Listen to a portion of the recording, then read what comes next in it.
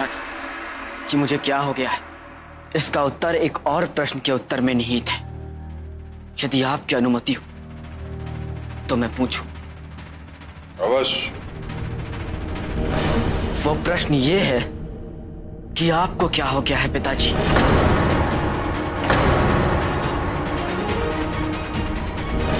क्या हो गया है उस विश्वास को जो मेरे लिए अटल था?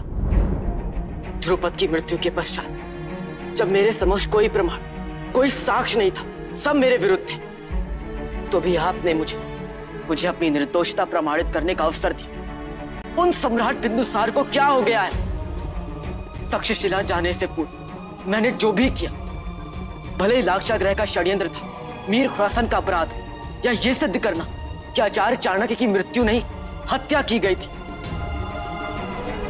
आपने प्रत्येक बार मुझ पर विश्वास किया, प्रत्येक बार।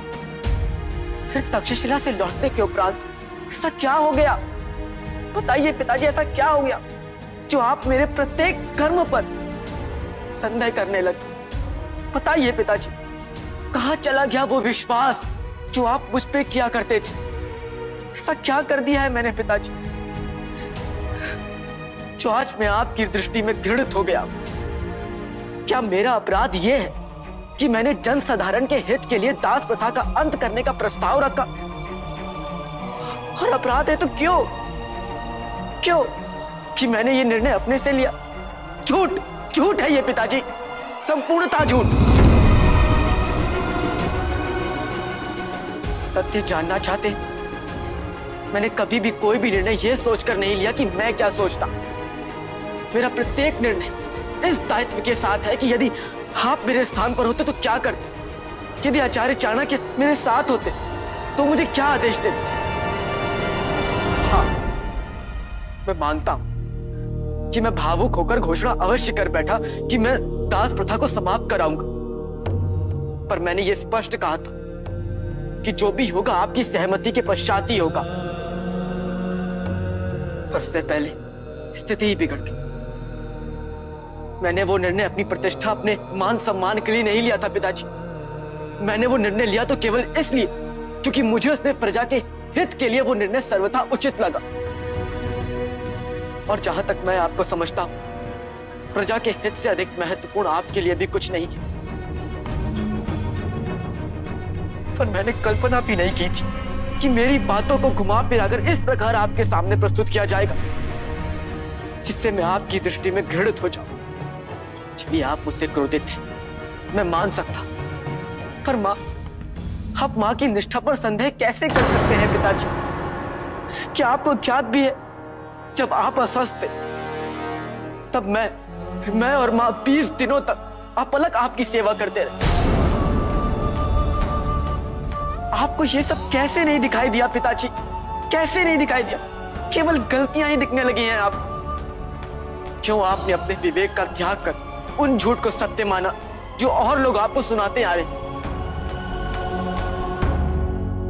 आप तो पक्षपात नहीं करते थे ना।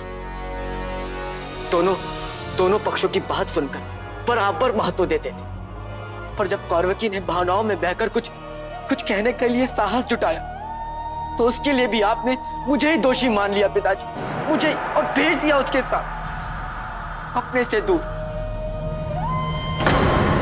पिताजी, एक क्या 100 कलिंग जीतकर आपके चरणों में समर्पित कर सकता है आपका ये पुत्र,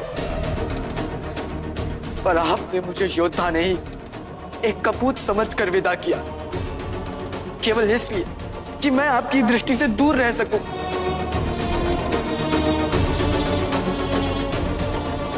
पर फिर भी मैंने वही किया जो मुझसे अपेक्षित था।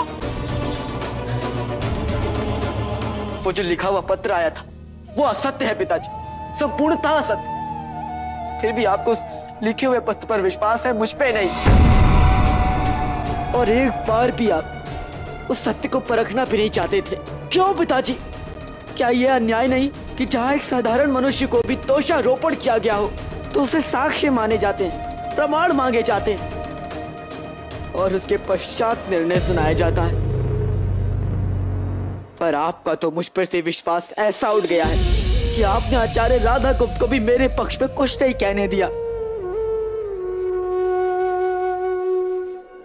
युवराज बनना इतना बड़ा अपराध है। यदि मुझे ये ज्ञात होता तो मैं कभी नहीं बनता पिताजी, कभी नहीं।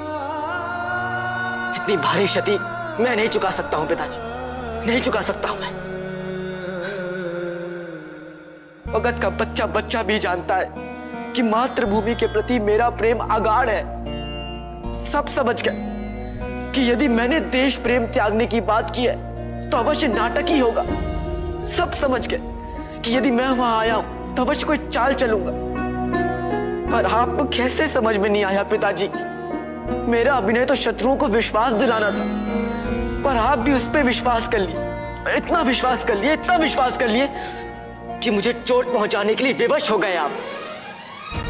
सबके सामने आप क्रोधित हो गए। समझाइए मुझे पिताजी, समझाइए क्या हो गया है आपको? उत्तर दीजिए मुझे पिताजी। क्यों आप परिवर्तित हो गए पिताजी? क्यों?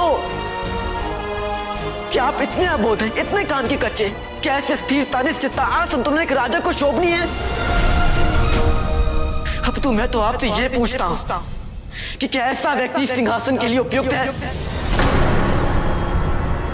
अशोक, तुम्हारे पिता होने से पहले मगध के सम्राट हैं।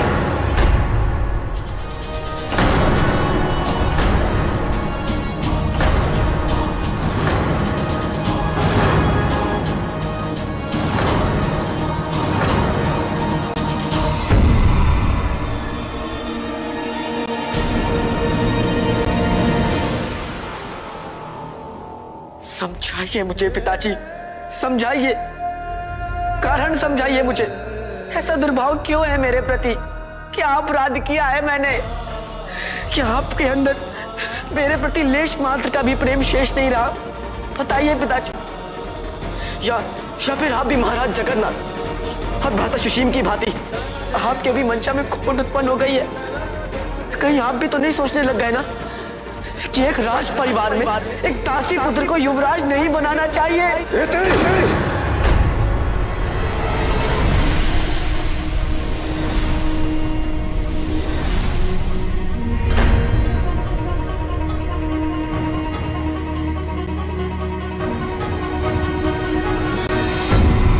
मानता हूं कि मैं तुमसे क्रोधित था, किंतु अब जो मैं निर्णय ले रहा हूं उससे मेरे क्रोध से कोई संबंध नहीं। अब मैंने सोचा ही कि मैं तुम पर एक उपकार कर दूं, मगध पर एक उपकार करूंगा, तुम्हें युवराज के पद से हटाकर।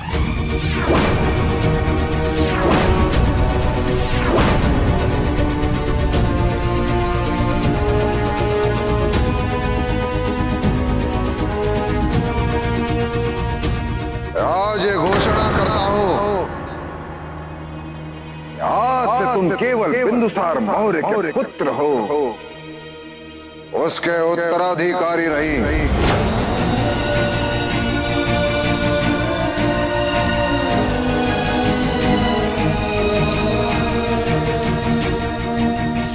यही नहीं, आज से मैं इस युवराज की स्पर्धा का ही अंत करता हूं।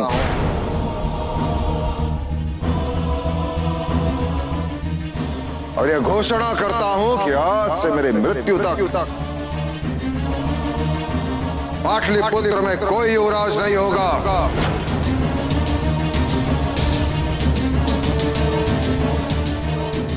तुम ये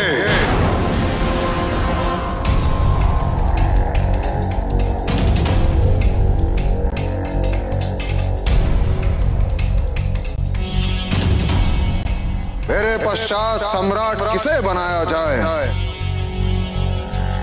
मैं वो उस समय निर्धारित करूंगा जब मेरा अंतिम समय निकट आएगा।